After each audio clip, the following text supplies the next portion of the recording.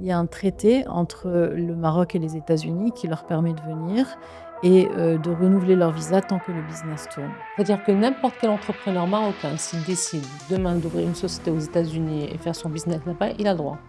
Tout à fait, oui. En ce moment, il y a un vrai rayonnement du Maroc, aux États-Unis et comme je te le disais la dernière fois, quand on dit qu'on vient du Maroc, c'est un titre de noblesse aux États-Unis. Les gens sont très intéressés par la culture marocaine et par le savoir-faire et l'authenticité du Maroc. Est-ce qu'il y avait des choses au Maroc que tu n'avais pas remarquées avant de l'avoir quitté et qui ont fini par te manquer? La chose que j'avais remarquée, mais que j'apprécie, c'est la gentillesse des gens. Vraiment, vraiment. Les gens sont gentils, les gens sont authentiques, les gens rendent service sans arrière-pensée.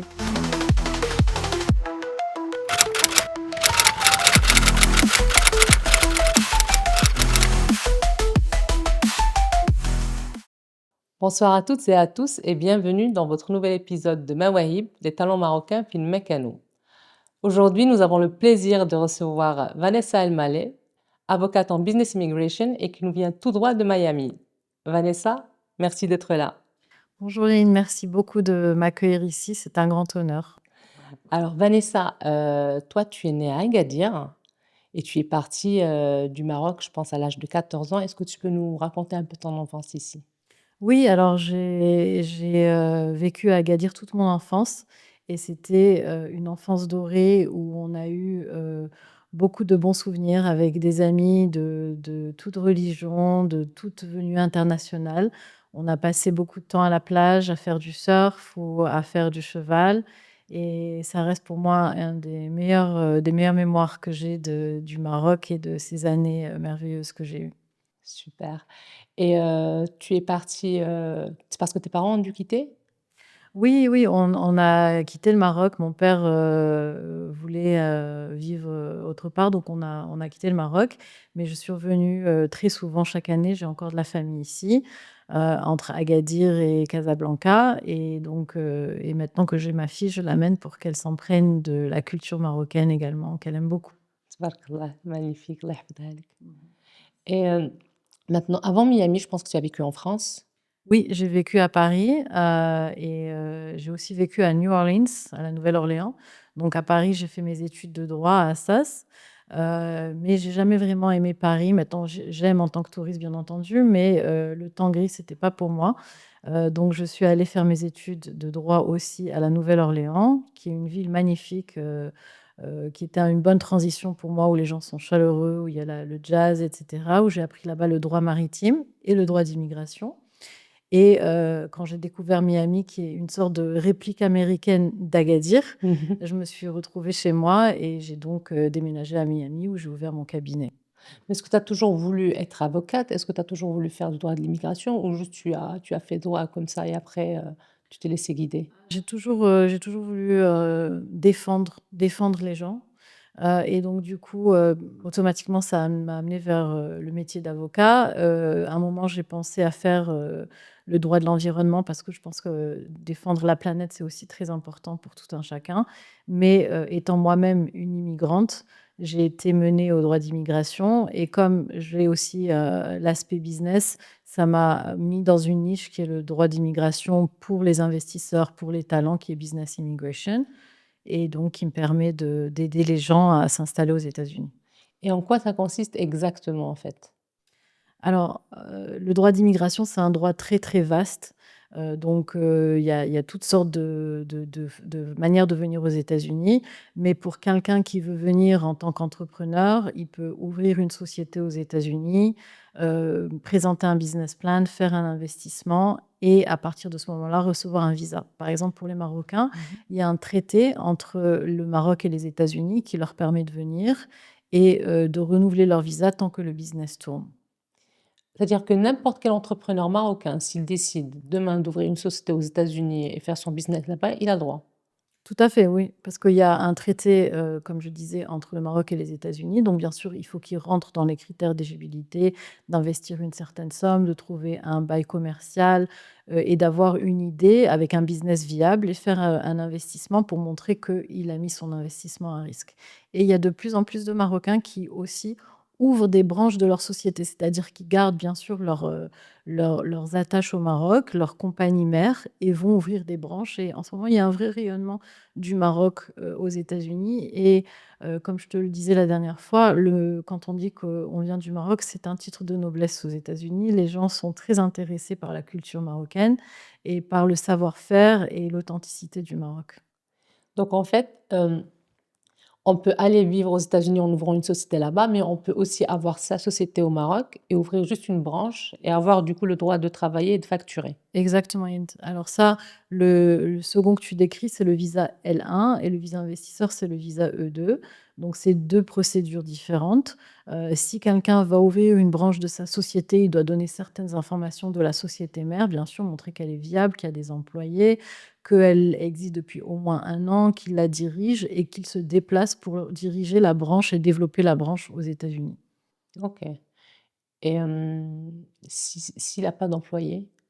Ça, c'est un problème. Il faut qu'il y ait des employés. C'est-à-dire qu'il faut montrer qu'il a un rôle managérial et que donc il supervise les employés et de ce fait, il va aux États-Unis pour remplir ce même rôle. Donc si par exemple un client vient me voir et il a une société mais il n'a pas d'employés, je leur donne un petit peu les informations, les guidelines pour qu'ils puissent mettre en place ce qu'il faut au Maroc pour ensuite, qualifier pour l'autre visa qui est le visa L1.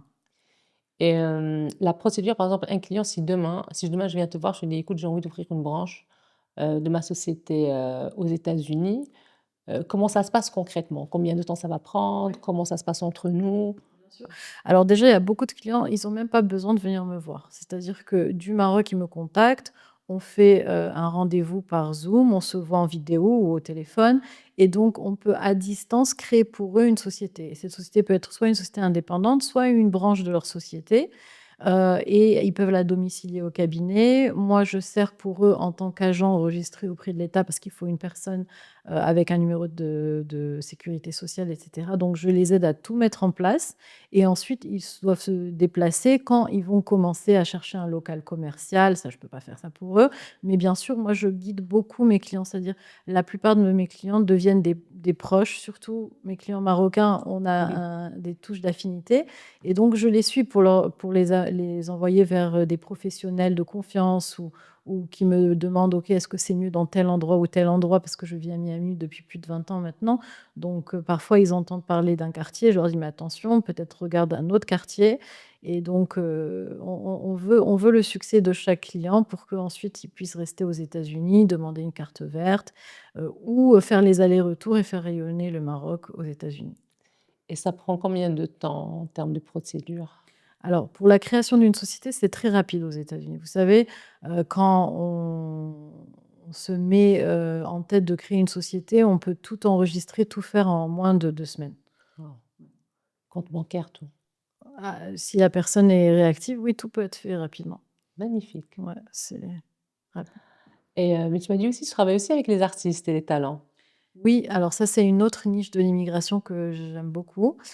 C'est les personnes qui ont des talents et qui vont les amener aux États-Unis. Donc c'est tout talent confondu. Il peut y avoir des artistes, il peut y avoir des scientifiques, des hommes d'affaires émérites, des danseurs, des chorégrapheurs, des chefs.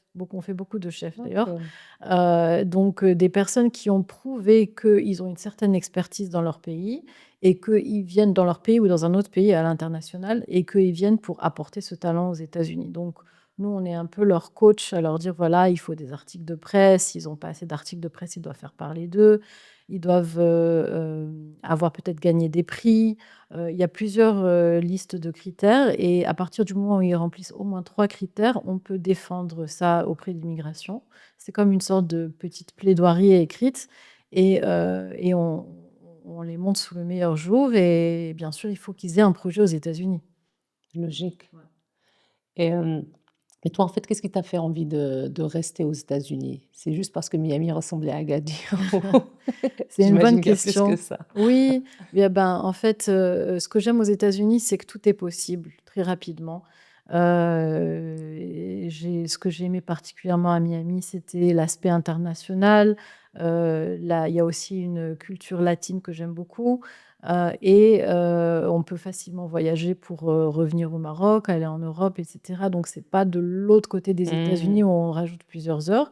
Maintenant aussi aux États-Unis, tout est rapide dans le sens où tu peux rapidement rencontrer des gens et cetera. Donc ça, c'était dans mes années, d'étudiante et aussi bien sûr, plein de petites raisons. Mais maintenant, j'ai plus tendance, avec l'âge, à revenir aux sources et à revenir plus souvent au Maroc, à faire des conférences, à rester plus longtemps et à voir comment je peux servir pour, faire un pont entre les 2 pays. Justement, là, c'est pour ça qu'on a la chance de t'avoir avec nous. Tu étais venue, pour, un cycle de conférences, je pense? Oui. Et ça se passe concrètement comment? Alors, j'ai fait 2 conférences l'année dernière et cette année, j'ai fait aussi beaucoup de consultations privées parce que parfois les gens ne veulent pas poser des questions en public donc et ils aiment bien rencontrer en personne plutôt que par Zoom ou par téléphone. Donc du coup, je me suis dit: «Bon ben, comme je serai au Maroc, je vais rencontrer différentes personnes qui m'ont parlé de leurs projets», beaucoup de projets merveilleux. Et on va les accompagner dans ces projets et par la même occasion, pendant que j'étais là, ben, on s'est rencontrés pour, ton événement extraordinaire qui a eu lieu, pour Visage du Maroc. Merci beaucoup. Oui, c'est vrai que tu as changé ton billet pour être avec nous et je t'en C'est remercie. ça, c'est ça. Bah, je ne le regrette pas, c'était une très belle expérience, des personnes brillantes et je j'ai eu la larme à l'œil, lors du discours, de madame l'ambassadeur et toutes ces personnes, méritent de continuer à rayonner et être les fiers ambassadeurs du Maroc partout où ils sont. Bah, c'est notre but. Merci beaucoup. Et ta fille, tu m'as dit, tu la ramènes de plus en plus souvent. Elle, elle est américaine, je suppose, elle Oui, est née là-bas? elle est née à Miami, mais elle sait cuisiner tous les bons plats marocains. Sérieux? Elle, maintenant avec internet, moi je lui Ah! apprends des choses, mais elle sait des choses que je lui ai pas appris non plus et puis elle se retrouve quand on vient ici, elle est tout à fait à l'aise et elle a bien épousé la culture marocaine, et elle en est fière. C'est super, ça, c'est magnifique. Hem, je te demandais justement ton rapport au Maroc. Là, tu m'as dit avec l'âge, j'ai envie de revenir plus souvent et tout. Heu, est-ce que est-ce qu'il y avait des choses au Maroc que tu n'avais pas remarquées avant de l'avoir quitté et qui ont fini par te manquer? Alors, la chose que j'avais remarquée, mais que j'apprécie, c'est la gentillesse des gens. Vraiment, vraiment. Les gens sont gentils, les gens sont authentiques, les gens rendent service sans arrière-pensée. Hem, la je quand on va dans l'arrière-pays aussi, la culture, berbère aussi est une culture que j'avais pas pris le temps de connaître avant et qui m'intéresse beaucoup, et qui est d'ailleurs, plus importante maintenant puisqu'on voit tous les panneaux avec, l'écriture en amazigh et cetera. Je pense que c'est une autre fierté du Maroc que je ne connaissais pas quand j'étais petite au Maroc. J'avais pas vraiment fait attention, mais maintenant je vois qu'il y a beaucoup de choses à apprendre, une double culture, une triple culture même et puis je redécouvre aussi les par mes voyages maintenant, des villes que je ne connaissais pas comme Chefchaouen qui est d'une beauté incroyable ou le désert que mes parents ne m'avaient pas montré quand j'étais ici, mais que je découvre. Et tu m'as dit aussi qu'en fait, le fait d'être marocain aux États-Unis, c'est hyper bien perçu. C'est quoi l'image qu'on reflète là-bas? Bah, disons que maintenant, beaucoup de gens sont intéressés par le Maroc, viennent en tant que touristes, apprennent à voir, toute la délicatesse et l'élégance, du Maroc, de l'architecture, des plats et cetera. Donc beaucoup de gens maintenant connaissent le Maroc. C'est plus un pays perdu, dont ils ont jamais entendu parler. Donc du coup, quand on rencontre des gens et qu'on dit qu'on vient du Maroc, ils ont une certaine curiosité, ils ont déjà appris des choses et il y a de plus en plus de Marocains connus maintenant, qui sont, établis dans plusieurs industries, donc qui ont pu faire connaître aussi, des aspects. Et c'est aussi grâce au sport, avec le foot, je pense que bon, Oui. on a notre culture, mais je pense qu'aussi que depuis la coupe du monde, Oui, le Maroc est à la page et il y a d'ailleurs, toutes sortes de sportifs marocains qui viennent et qu'on aide, qui, viennent pour faire des compétitions et qui brillent par, leur endurance ou autre aspect dans ce domaine. et mais en fait, d'abord, j'ai l'impression que tu as beaucoup de clients marocains. Bah, écoute, oui, parce que, c'est toujours comme ça quand tu en connais un, il est content, il t'amène son ami, sa famille et cetera et on c'est comme une petite famille. Et Donc c'est plus pratique quand même. J'imagine que ça doit être plus pratique d'être connecté avec des gens de la même tout culture, à fait, parce qu'avoir tout à son fait. avocate qui est marocaine, on parle la même langue, on a la même culture, c'est Exactement, plus, et puis on se exactement comprend. et on comprend les angoisses, on Ouais, comprend, les attentes, il y a bien sûr, être avec un Américain, il y aurait un clash culturel donc bien sûr, si, j'ai c'est des plus clients marocains, rassurant. je sais les rassurer, voilà, je sais Mmh, les mmh, rassurer, mmh, mmh. c'est exactement ça. Et mais en fait, comment tu as décidé d'ouvrir ton cabinet, et te spécialiser? Parce qu'au début, tu m'as dit que tu voulais faire l'environnement, après tu avais envie de faire du droit, mais qu'est-ce qui a fait que tu t'es mise vraiment dans l'immigration business?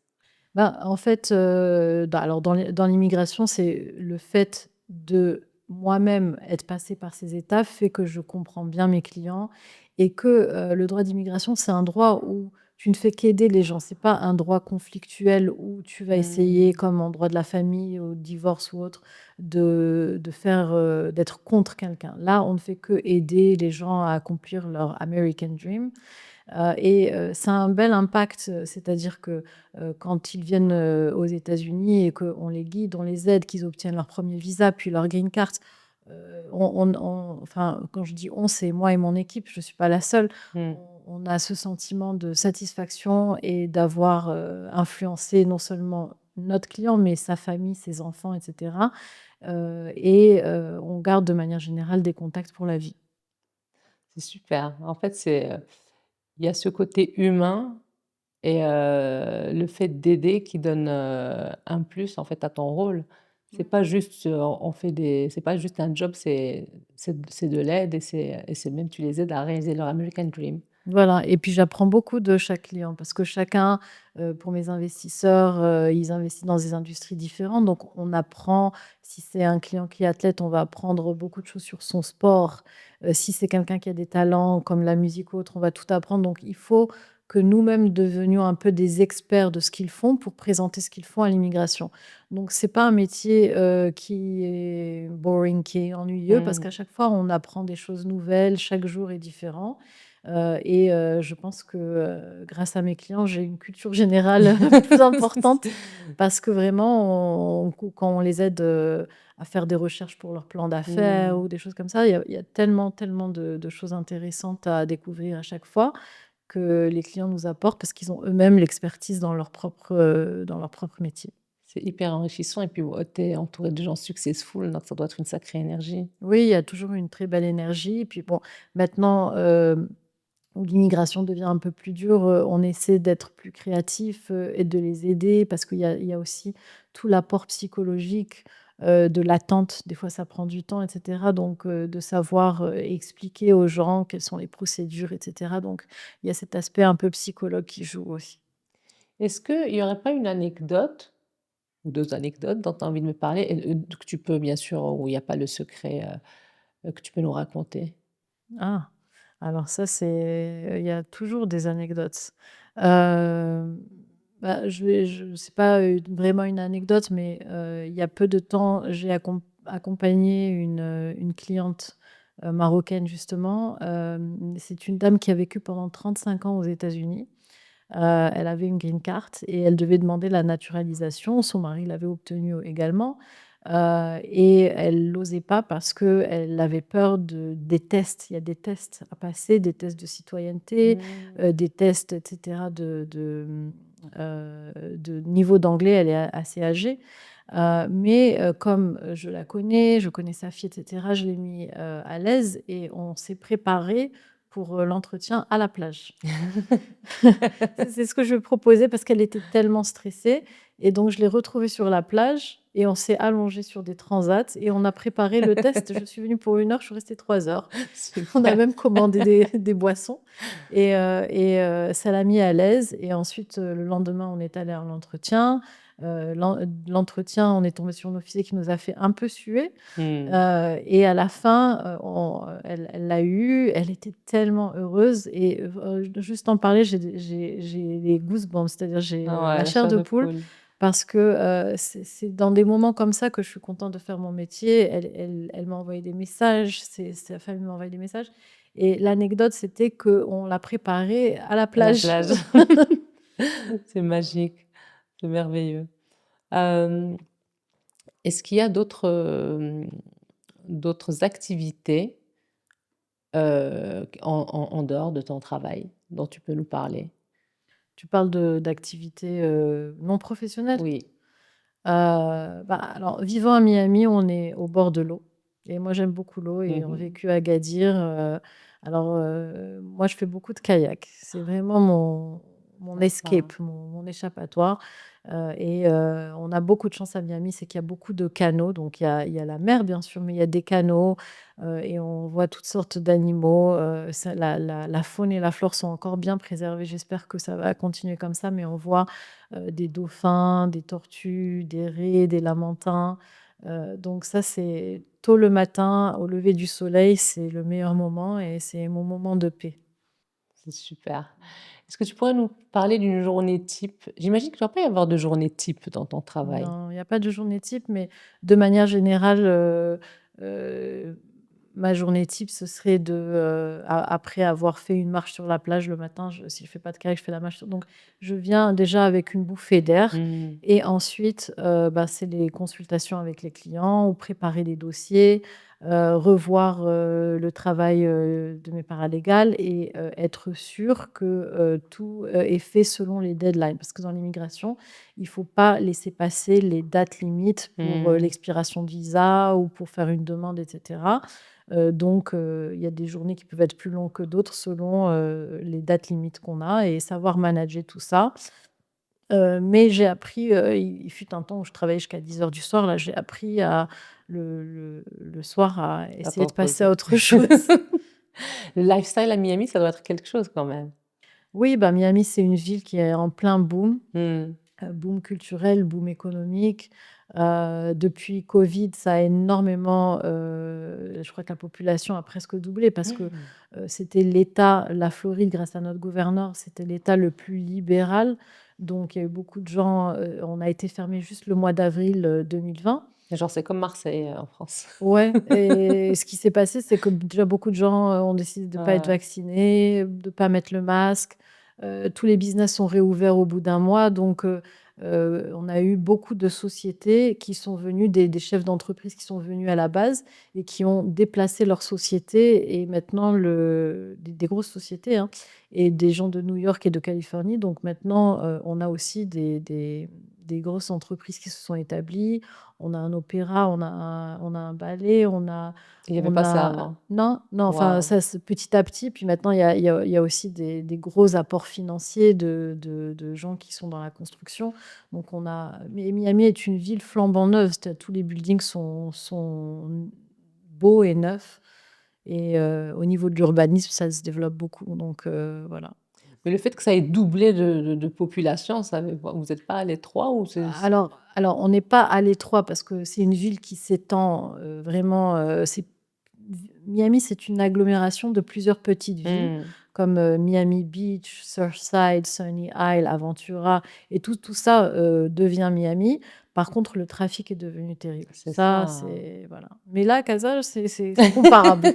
C'est comparable. Il faudrait qu'on se mette tous en bicyclette, ce serait ça la Oui, ce serait solution. bien. J'avais fait beaucoup de bicyclette quand j'étais à Miami, je trouve ça hyper Ah, c'est agréable. bah, oui, parce qu'il y a toute Ouais.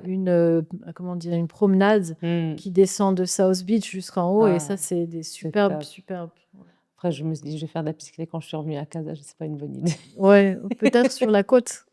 Oui, faudra voir. Hem, est-ce que, tu aurais un client idéal? Ah oui, oui. Bah, alors le client idéal, c'est quelqu'un qui m'écoute.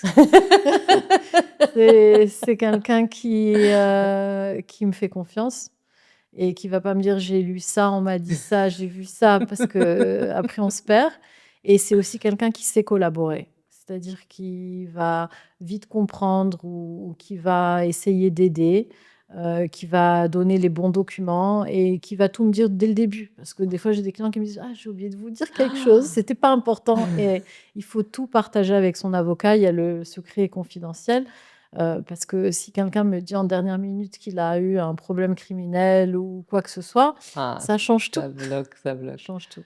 Mais voilà et puis après, j'ai eu de la chance d'avoir beaucoup de clients, vraiment magnifiques, ces 20 dernières années, qui ont été, des gens qui m'ont écoutée, qui ont collaboré et avec qui on a pu, aboutir de manière successful. Donc je suis désolée pour les petits mots en anglais de Non, non, temps à non, autre. feel free, je t'en prie. Et puis voilà, donc après ce qu'on essaie de faire aussi, c'est, toujours de les entourer le mieux qu'on peut. Et du coup, quand tu as un client, tu lui fais les papiers, tout ça, est-ce qu'après vous continuez à travailler ensemble ou ça y est, ta mission est finie? Non, non, on continue à travailler ensemble parce que, si on fait un visa, les visas par définition, ça expire. Mmh. Donc soit ils vont vouloir renouveler leur visa, donc nous on les suit, on leur dit ce qu'il faut préparer pour renouveler le visa quelques années plus tard et cetera. Ils peuvent aussi, déboucher sur une carte verte, c'est-à-dire faire une demande de résidence permanente, donc on les aide pour ça et la troisième et dernière étape, c'est la naturalisation dont je parlais tout à l'heure. Donc c'est toujours 3 étapes: visa, carte verte, naturalisation. Donc c'est une relation de long terme avec son avocat et puis des fois, on a tout fait, mais on reste en contact parce qu'ils nous envoient, leur, frère, leur sœur, un membre de famille ou un ami. Donc on collabore ou parfois eux-mêmes deviennent les sponsors de ces personnes. Donc Mmh. ils nous aident à faire venir des Oui, personnes en les sponsorisant. c'est super. Et au bout de combien de temps est-ce que quelqu'un peut postuler pour la naturalisation américaine?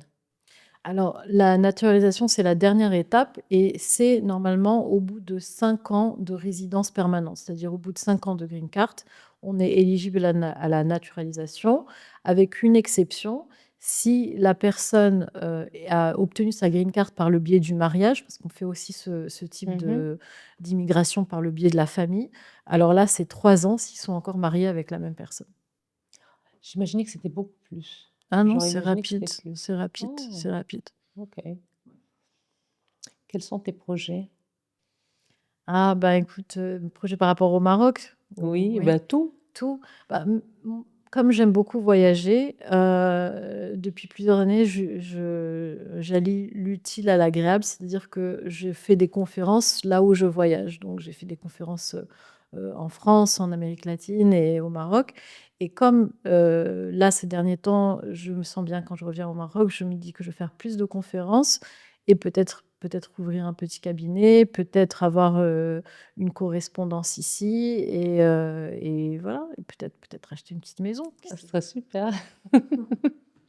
Et pourquoi tu vas beaucoup en Amérique latine? Parce qu'il y a des gens en Amérique latine qui veulent venir aux États-Unis ou est-ce qu'il y a une autre raison? Bah, quand on vit à Miami, obligatoirement, Mmh. on est tourné vers l'Amérique latine. C'est un continent, il y a tellement de choses, j'aime beaucoup certains pays comme le Pérou, Guatemala où je suis allée plusieurs fois. C'est un pays où il y a le plus de volcans dans le monde et Ouais. de forêts. J'aime beaucoup la nature. J'ai d'ailleurs, une correspondante à Guatemala City qui était quelqu'un qui a fait ses études de droit avec moi à la Nouvelle-Orléans, qui est une avocate là-bas et donc du coup, j'ai beaucoup de clientes de ce pays-là et l'autre pays qui me plaît beaucoup, c'est l'Argentine. Donc voilà. Donc quand on est à Miami, on voyage beaucoup, vers l'Amérique latine aussi. Ah, c'est génial. Est-ce que tu as un conseil à donner aux personnes qui aimeraient, ouvrir une société aux États-Unis ou venir vivre aux États-Unis ou investir aux États-Unis? Alors oui, le conseil que je donnerais à quelqu'un, qui veut, venir aux États-Unis, c'est de ne pas se contenter d'avoir une vision, mais, de se donner les moyens de le faire pour ne pas avoir de regrets dans la vie. Il faut, agir et savoir bien s'entourer, prendre des risques mais des risques calculés avec une bonne stratégie.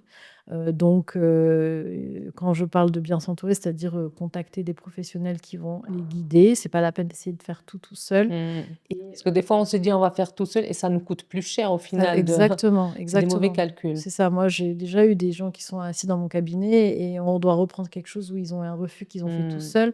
Donc non, c'est comme on va pas s'arracher une dent tout seul, on va chez un dentiste. Exactement. Donc non, il faut toujours savoir, prendre les conseils d'experts pour pouvoir aller de l'avant et je dirais que pour les États-Unis, il y a vraiment beaucoup de potentiel.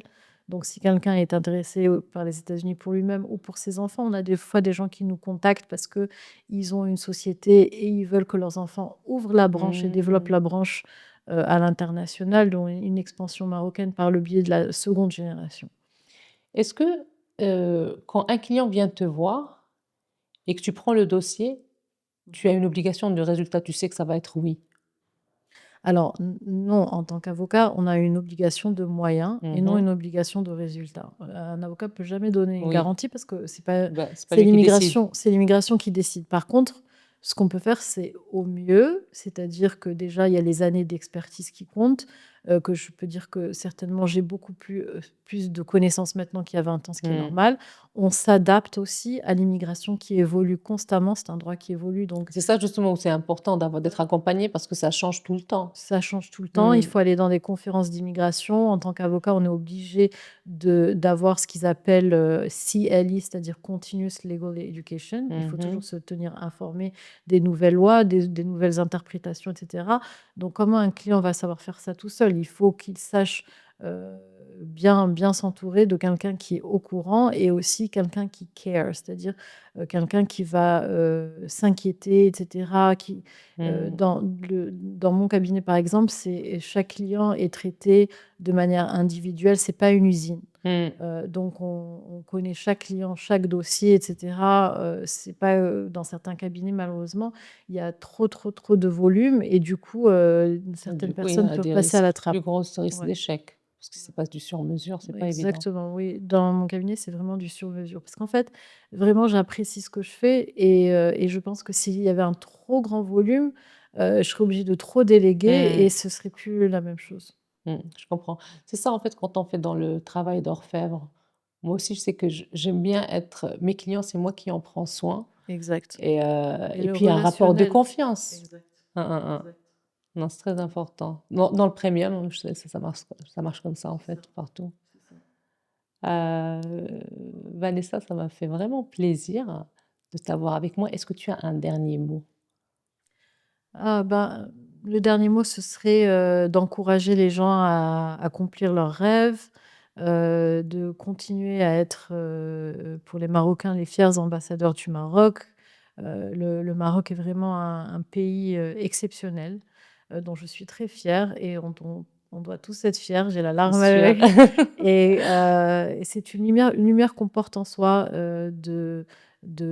partout où on s'exporte, que ce soit aux États-Unis, en France ou dans d'autres pays, c'est de montrer l'exemple Mmh. et de garder son authenticité et sa gentillesse. Merci beaucoup, Vanessa. De toute façon, tu vas bientôt revenir maintenant. Tu as dit que tu allais venir plus souvent au Ça y est, Maroc. Et que ça fait, donc on va se revoir on très va se vite. revoir. Et moi, je viendrai te faire un coucou à Ah, tu es la Miami. bienvenue. Merci beaucoup, Vanessa. Merci Hint. À bientôt.